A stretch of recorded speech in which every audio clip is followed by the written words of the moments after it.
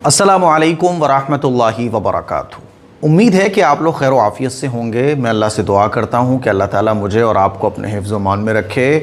काफ़ी दिनों के बाद आपको नूरानी क़ायदे की क्लास मिल रही है। उसकी वजह यह है कि ये एक नया पूरी एकेडमी हमने रेडी करवाई। सोचा कि यहीं पर डिजिटल बोर्ड रख देंगे, लेकिन सोलर में प्रॉब्लम आ गई।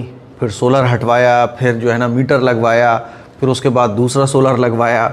तो ये तमाम प्रॉब्लम्स की वजह से इस बीच में इतना गैप हो गया। फिर बीच में ईद उल अज़हा आ गई, लेकिन अब इंशाल्लाह उम्मीद है और कोशिश रहेगी कि नागा ना हो। ठीक है, मैंने लास्ट क्लास में आप लोगों को बताया था हुरूफ़ क़मरी के बारे में और हुरूफ़ शमसी के बारे में। हुरूफ़ क़मरी कितने हैं? 14 हैं। ठीक है, ये मैंने आपको पढ़ाया था। हुरूफ़ शमसी कितने हैं? वो भी 14 हैं, और वो ये हैं। बस आप ये याद कर लीजिए और ये याद रख लें कि जब इस तरह से लिखा है ना, इस तरह से लिखा है तो अलिफ नहीं पढ़ा जाएगा, डायरेक्ट वाव लाम से मिलेगा। अगर लाम के ऊपर जज़म लग रही है तो बीच का अलिफ नहीं पढ़ा जाएगा, ये याद रख लीजिएगा। जैसे देखिए, यहाँ पे अलिफ नहीं पढ़ा जा रहा है, लाम पढ़ा जा रहा है। यहाँ पे अलिफ नहीं पढ़ा जा रहा है, लाम पढ़ा जा रहा है। यहाँ पे आप देखें अलिफ नहीं पढ़ा जा रहा है, लाम पढ़ा जा रहा है। यहाँ पे आप देखें, है ना, यहाँ पे भी आप देखें। तो ये आप समझ लें कि जब इस तरह से होगा तो ये हुरूफ़ क़मरी होंगे ज़रूर कहीं ना कहीं। मैं मोटा मोटा समझा रहा हूँ, डिटेल में मैं आपको इसलिए नहीं समझा रहा हूँ क्योंकि आप लोग बच्चे तो हैं नहीं। उम्र माशाल्लाह आप लोगों की काफ़ी हो चुकी है, कोई 25 साल, कोई 30 साल, कोई 50 साल। तो मैं ईजी वे में समझा रहा हूँ ताकि आपका टाइम कम से कम लगे, लेकिन आप अच्छे से समझ जाओ। ठीक है, तो इस तरह से जब लिखा होगा तो ये अलिफ नहीं पढ़ा जाएगा, बल्कि ये वाला जो हर्फ होगा ये डायरेक्ट लाम से मिलेगा। देखिए, वल क़मरी, ये मैं ऑलरेडी आप लोगों को पढ़ा चुका हूँ। वल क़मरी, बिस्मिल्लाहिर्रहमानिर्रहीम। वल यतामा, वल अक़रबीना, है ना। देखिए, मल क़ारिअतु, मल क़ारिअतु। ठीक है, अच्छा मैं आपको ये क्यों नहीं समझा रहा हूँ, उसकी वजह यह है कि इस कायदे को समझना इसलिए ज़रूरी होता है जो अरबी ग्रामर में कुछ अच्छा करना चाहते हैं।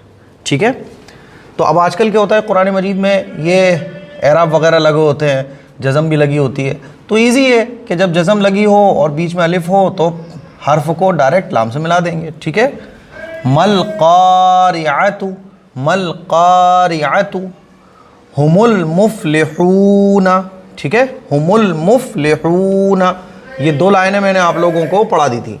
आज हम लोग पढ़ेंगे ये वाली हुरूफ़ शमसी। देखें आप, जब इस तरह से तजदीद लगी हो, ये देखें हुरूफ़ शमसी है ना 14, जब इस तरह से तजदीद लगी होगी तो न ये अलिफ पढ़ा जाएगा, न ये अलिफ पढ़ा जाएगा, न ये लाम पढ़ा जाएगा, क्योंकि इनके ऊपर कुछ भी नहीं लग रहा है। और ये बीच के जो हरूफ हैं ये बिल्कुल खाली हो, ना जज़म लग रही है, ना अलिफ लग रहा है, कुछ भी नहीं लग रहा है, तो ये डायरेक्ट यहाँ से मिलेगा। ठीक है, देखिए, हमज़ा ज़ेर ई, ज़ाल शीन ज़बर दश। ये बात अच्छे तरीके से आप लोग याद कर लें, समझ लें कि जब बीच के जो ऐसे हरूफ बने हों, अलिफ, अलिफ, लाम या वाव बना हो, लेकिन उसके ऊपर कुछ ना लगा हो, खाली हो, तो वो खाली पढ़ा जाएगा। जैसे ये तीनों खाली हैं तो ये तीनों साइलेंट रहेंगे, सिर्फ लिखे जाएंगे, पढ़े नहीं जाएंगे। पढ़ा क्या जाएगा, ये इससे मिला के पढ़ा जाएगा। ऐसे ही अगर आप गौर करेंगे तो देखिए, ये खाली और इस पर जज़म है, तो जज़म डायरेक्ट पीछे वाले से, जज़म वाला जो हर्फ है वो पीछे वाले से डायरेक्ट मिल के पढ़ जाएगा। ठीक है, ये बात अच्छे तरीके से समझ ले, तो ये कायदे आप समझ जाएंगे जो मैंने आपको हुरूफ़ शमसी और हुरूफ़ क़मरी के बारे में पढ़ाया। देखिए, हमज़ा ज़ेर ई, ज़ाल शीन ज़बर दश, इदश, इदश, शीन मीम ज़बर शम, इदश शम, सीन पे सू, इदश शम सू, इदश शम सू। इसको आम तौर पर लोग पढ़ते हैं इजस शमसू या इजश, इजश ऐसे करके पढ़ते हैं। तो याद रख लें, ये ज़ाल है। ई ज़ाल में ज़बान आगे की तरफ लगती है, ज़ाल। देखिए, ज़ाल, ज़ाल शीन ज़बर दश, तो ज़बान ज़ाल में आगे की तरफ लगती है, दश, दश। ई ज़ा निकालेंगे, फिर शीन, दश। ठीक है, इसको बार बार प्रैक्टिस करेंगे तो ये निकल आएगा। कमेंट करके बताइएगा कितने लोगों पे नहीं निकल रहा है, तो मैं इसकी दोबारा से प्रैक्टिस कराऊंगा। इदश, शीन मीम ज़बर शम, इदश शम, सीन पे सू, इदश शम सू। ठीक है, ये देखिए आप, काफ अलिफ ज़बर का, नून नून ज़बर नन, कानन। अब नून और मीम पर तजदीद हो तो गुन्ना होता है, तो यहाँ नून के ऊपर तजदीद लग रही है, कानन, नून अलिफ ज़बर ना, कानन्ना, सीन पेश सु, कानन्नासु। देखिए इदश्शम्सु कानन्नासु, समझ गए। आगे देखिए, या ज़बर या, काफ वाव पेश कू, यकू, लाम रा पेश लुर, अलिफ भी नहीं पढ़ा जाएगा, लाम भी नहीं पढ़ा जाएगा, क्योंकि इन दोनों पे कुछ भी नहीं लग रहा है। हाँ तजदीद लग रही है, तो तजदीद जो है ना, अगर इसके ऊपर कुछ लगा होता तो इससे मिल जाती, इसके ऊपर कुछ लगा होता इससे मिल जाती, लेकिन इन दोनों से नहीं मिलेगी, डायरेक्ट लाम से मिलेगी, क्योंकि लाम के ऊपर पेश लग रहा है। तो लाम रा पेश लुर, यकूलुर, रा ज़बर रा, यकूलुर, रा मोटा होगा। क्यों होगा? रा के ऊपर ज़बर ये पेश हो तो रा मोटा होता है।